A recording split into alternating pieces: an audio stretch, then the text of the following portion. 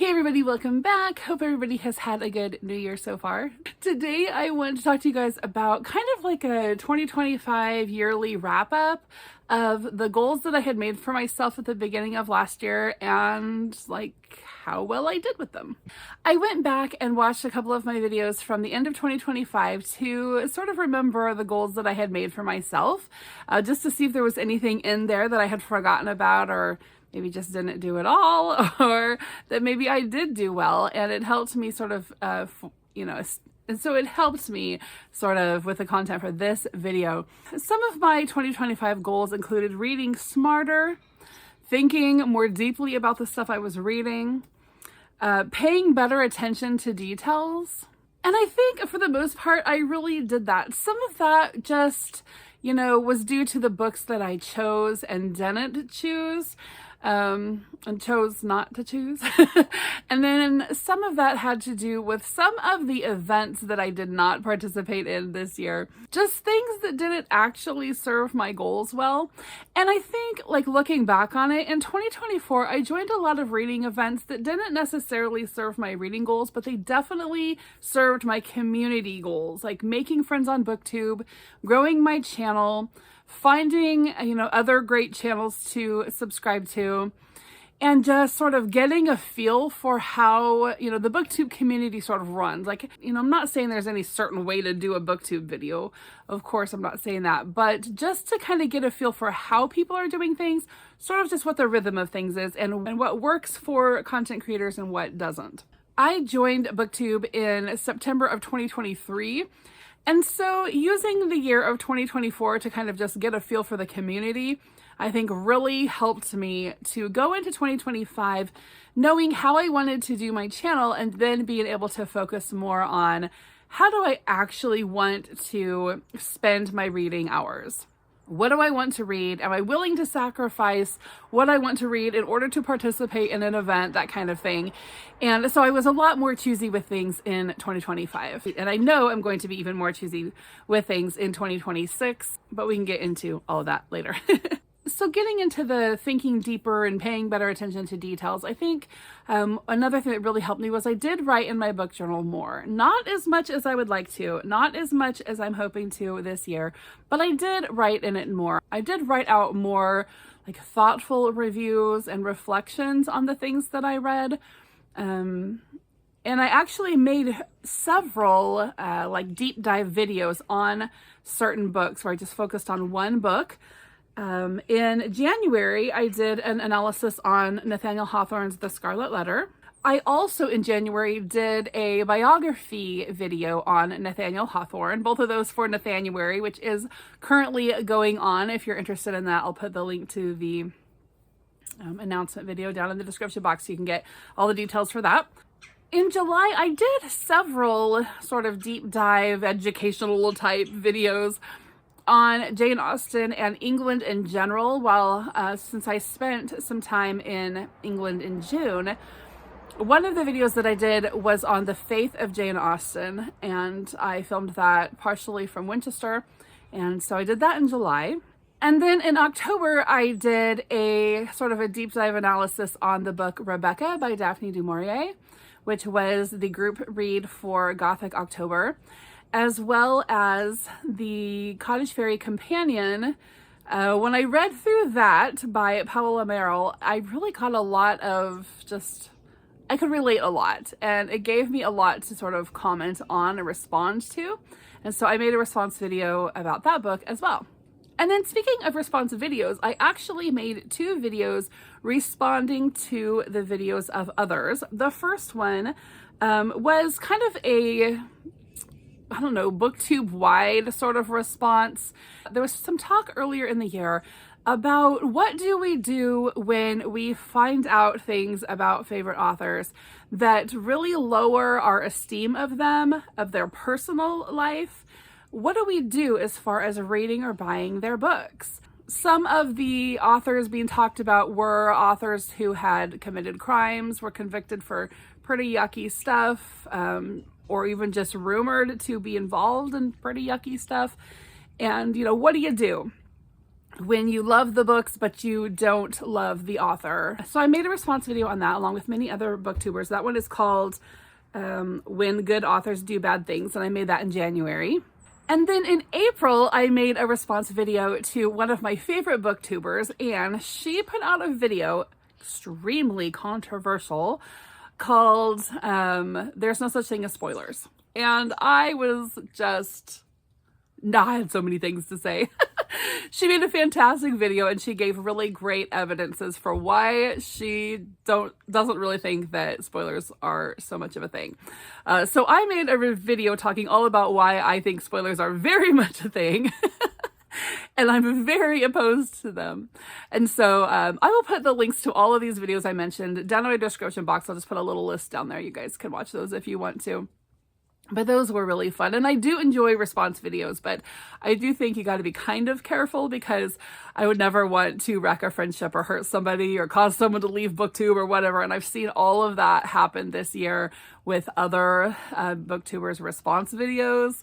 So we do got to be careful and use it as a discussion mechanism, but not a put down mechanism, right? So anyway, I might do more of those this year, but it's gonna have to be like the right person and the right topic to not get myself in trouble. Okay, and then I really wanted for 2025 to participate in a lot of different challenges. There are a ton of different, monthly challenges and read-alongs and readathons and events going on. And I love that because it just opens us up to reading so many different things, right? And just challenging ourselves to open up our mind a little bit and read from other genres. So I really do love the reading challenges and plan to participate in some this year as well. I don't know if I'll participate necessarily in more than I did last year, because I did a lot last year, but maybe some different ones than I did from last year. We'll see. But I actually started 2 new reading events of my own this last year. In October, I hosted Gothic October Classics Edition, where we read classic Gothic literature. That was a success. That was a lot of fun. I had some great participation and discussion during that. And so next year I probably will make it a little bit bigger, maybe do some kind of a bingo board or prompt, board or something like that. Maybe do a Discord or some other sort of discussion group. We'll see. I don't really know. You guys can give me ideas if you have any, but that went really well and I'm glad I did that. And then in December, I kind of played off of the Vlogmas, Bookmas sort of thing that people do in December. And I did kind of like a Christian Bookmas. My purpose was to promote Christian booktubers throughout the month of December, because the Christian booktube community is just spectacular, fantastic, such a sweet and welcoming community. And I just wanted to promote some of my favorite Christian booktubers. I didn't get them all on the list, but I found out that I did not. But I got everybody who said they wanted to be on the list. And so there were some other Christian booktubers who also hashtag their things Christian Bookmas, but it was just kind of an informal thing. Mostly because I was trying to find some new Christian booktubers for myself and for others to promote them and let others find them. So that was really fun. And then I also established 3 new things for myself. One of them was a 50 by 50 challenge, where I have a list of 50 books that I'm trying to read by the time I turn 50. I started that in like May, at which time I had 4.5 years until I turned 50. I am now 46 and 3 months old, and I've read 1. So I better get moving. I'm actually in the process of reading 2, and I've kind of worked it out where if I read 1 a month between now and the time I'm 50, I'll get them all looked at least. I'm not actually committing to reading all of them. I'm committing to giving all of them a try and being free to DNF them. Another challenge I established for myself was the Around the World challenge, and that I showed you guys my book for that, my journal for that, where I have all kinds of different maps and lists and whatever, and every time I read a book from a new place, then I get to color in the map and put my, my review in there and whatever. And so I think I started that in November.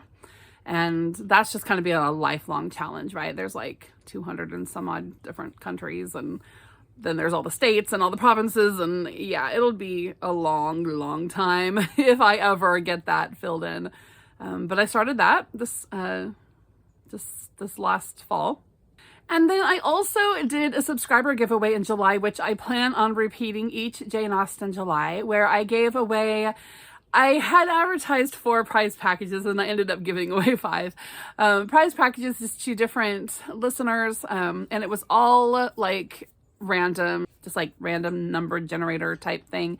And how you participated was you had to watch my videos, and in the videos I would give a keyword just kind of randomly, and then you would go to the little link that I had and you'd put in the keyword and your name and whatever, and then that was your entry. And so each of my videos for July I put a keyword in, and then you guys had to catch it, which means you'd have to watch the video and then you put it in the thing, and and gave away some great prizes. So that was fun, and I definitely plan on doing that again. I think Jane Austen July, I'm going to try to focus this year on doing quite a bit more videos and planning for that. I just had so much fun with that, and I have so many things that I want to share about Jane Austen. I've been to a lot of places and done a lot of just kind of in-person research and stuff on Jane that I think that a lot of you guys who love her would really love to hear about and see. So I'm going to try and put together some things based on, my past studies and research and travels and things, and kind of share some of that with you guys rather than just letting it sit on the special shelf in my library and no one ever knows anything but me about all that stuff. So we'll see. That's a goal I have. Maybe I'll get it done. I hope to get it done. I did set a number goal for the year 2025, and I plan to set a number goal this year. I actually haven't even done that yet. I just kind of realized I need to go on to Goodreads and set my number goal. But I think that number goal thing really works good for me. I know it doesn't work well for everyone. That's fine. I actually have a video planned on that topic here pretty soon. But I did set a number goal of 100 books, and that was the most books I'd ever, gave myself a goal for. The year before that, my goal was 80, and I squeaked through with like a really tiny book, on New Year's Eve, just to get that one done. But this last year, I had my goal completed in November. So I actually ended up finishing 2025 with 116 books read, which totally blew my mind, especially since I know that even though I really was cutting out a lot of just mindless scrolling and mindless Facebook debates and mindless everything online, I still spent a lot of time doing those things. A lot more time than I wanted to. And so, it just blew my mind that I was able to read that much. I've never read that many books in a year. And so that was awesome. And I'm going to set my goal. I'm pretty sure this year I'm going to set my goal for 80 books. And it's not that 116 or even 100 was a stretch last year. It actually happened really easily.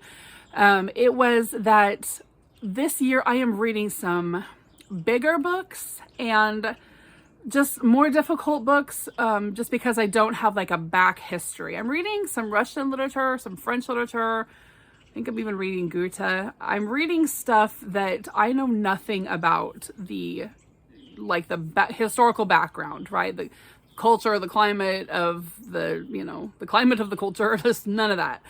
And so I feel like I'm going to go a lot slower in my reading this year, just to get through these things, just to kind of work my way through these things that seem intimidating, not necessarily because of size, although some of them it's also because of size, but more just because of content and my unfamiliarity with it.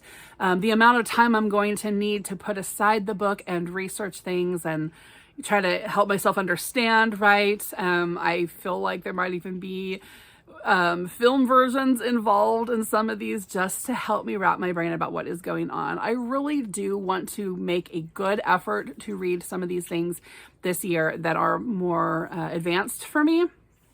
I've talked in the past about how we continue to reach different sort of reading maturities or like reading comprehension levels as we age. It's not just something that stops when we leave school. And I think I'm kind of just trying to force myself into a next level of reading comprehension. So we'll see. It's a little theory I have to see if that's possible or if I really just do have to wait for my brain to naturally go that way. But anyway, I think it's going to be 80 books this year. But it was 100 last year. I got 116. I did okay, but like I said, I did do kind of the mindless scrolling a lot more than I wanted to. There was a lot of times when I would, I knew I'd be waiting and waiting for a kid to get off work or waiting for somebody in an appointment or whatever, and I would take a book along thinking that I would read, but instead I'd sit there and watch YouTube or mess around on Instagram or whatever. And so this time I just want to be like, phone off, book open. But according to Goodreads, I read 26,517 pages last year. I will just kind of round that up to 30,000 because, between Bible reading and the short stories and poems and things that I didn't add in and, the back of the cereal box and all that kind of stuff, I probably read a little bit more than that. But around 30,000 pages, that's pretty good. That's pretty good. Then also another one of my goals was to read more audiobooks and to use Audible. I didn't at all, but I paid for Audible. I've paid for Audible for 2 years now and listened to like 3 books 2 years ago. So today I went on to Audible and the website was down. So I did end up I was able to pull it up on my phone, and I sat there and I used all of my credits to buy whatever stuff sounded interesting. I usually do good with nonfiction on audiobook. Fiction, I like to underline all of the beautiful prose and the, quotes that I love and all that. I'm not really great with audiobooks, and so I choose nonfiction usually because then it's more like watching a documentary or listening to YouTube while I drive or that kind of thing. And so I'm going to give it a try this year. I am. Well, I might, but I am definitely canceling my Audible subscription as soon as the website comes back. I've got the thing open on my computer. I've got the, page open on my computer. And so whenever the site decides to come back on, I'm going to go in and cancel my membership. And then I will listen to all of those books in my Audible library. And then if I decide that I like audiobooks after all, then maybe I'll subscribe again. But for now, I have just blown like $400 maybe in the last 2 years of paying for Audible. And that's ridiculous. And when it accidentally came out of my husband's like fun account the other day, that was kind of the last straw. He wasn't mad or anything, but that's when I realized maybe I need to get rid of this. But anyway, so one of the things I was thinking about using Audible for is while I'm trying to do my 10-pound library thing, right? Where I'm trying to work on my health, like everybody else is. And one of the things that I want to do is make use of the treadmill that I bought 3 years ago that I still haven't used. And so maybe I can be listening to those audiobooks while I'm on the treadmill. Maybe race myself, right? If the audiobook's 7 hours long, see how, race the audiobook to see if I can complete a certain number of miles within those hours. I don't know. I like to give myself challenges for the things that I absolutely despise. All right, moving on. So another one of my goals, like I said before, was to participate more with the community, doing more challenges and events. And I definitely did do that. And then I wanted to grow my channel. One of our happy perks is watching our numbers go up. I mean, that's not, the reason for doing the videos, because trust me, I've had a big channel and you don't make a whole lot of money, even if you do have a big channel. But I did start out the year with 250. I had 125 at the end of the previous year. And so my goal then was to double, which I did, got to 250. And so my goal this year was to double. And it was kind of funny because probably like the second week of December, I was like, well, I'm at like 487. I'm pretty close to 500. So I'm feeling good about that. And then the last couple weeks of December, like just everybody started subscribing. I was like, yay. So I think I ended the year with like 510 or something. And last I checked today, I'm at 526. So I don't know, like I just got a ton of subscribers in the last couple of days. So that makes me feel good too. So I don't know. I feel like putting the expectation of doubling on again for this year is kind of big. So I don't know that I'm necessarily going to put that goal on. So I'll say my goal is 750. My goal for 2025 is to get to 750 subscribers by the end of the year. So we'll see. We'll see what we do. If you like my channel, please share it. Okay. So then, my last goal for 2025 was to visit 15 new to me bookshops. So I had that goal for 2024 as well, and I did complete it. I did not complete it this year. I think I got 1, 2, 3, 4, 5, 6. I got 7. I only got 7 new to me bookshops for this year. So it's okay, but I wish that I would have gotten more. So I visited 1 new bookshop in England, 1 new to me bookshop, and that was Alton Secondhand Books in Alton, in Hampshire. And all the other bookshops, now I went to a ton of bookshops this last year. It's just that they were all ones that weren't new to me. So all of the other bookshops that I visited in England this year were ones that I had already visited. I'm not going to England this year, as far as I know anyway, but I am visiting Kentucky, which I've never been to Kentucky. So there's potential for bookshops there. And then I'm going to be in Oregon for a couple of weeks in the late spring. And I visited a lot of bookshops in Oregon, but I think we're going to see my mom, and I'm going to convince her, hey, let's just do a little bit of road tripping around the area and see if we can find some new bookshops. She will totally be down for that idea.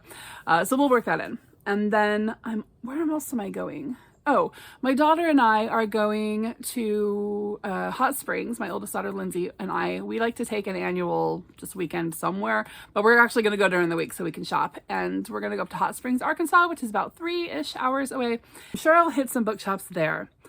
Anyway, back to my list.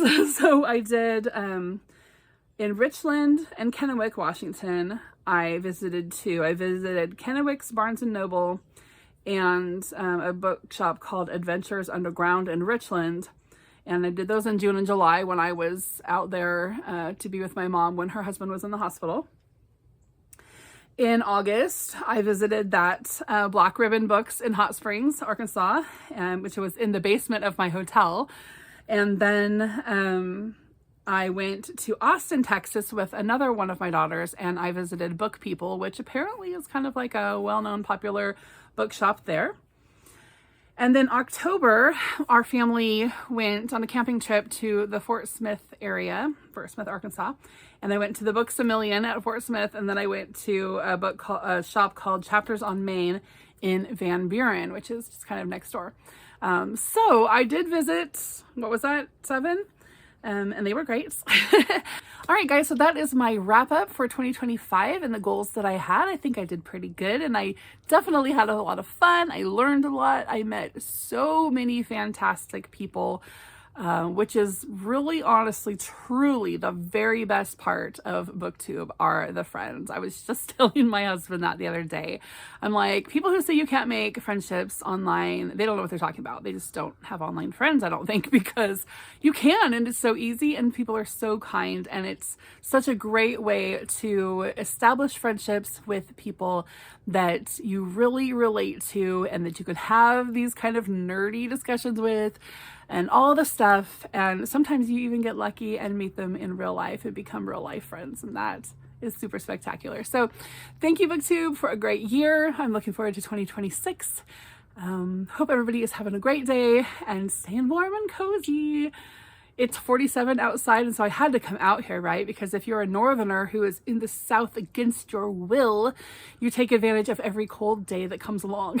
So I'm loving it out here, but my nose is getting a little cold. So I'll go inside, make some tea, and work on reading my King Arthur book. Have a great day, guys. I will see you soon. Bye-bye.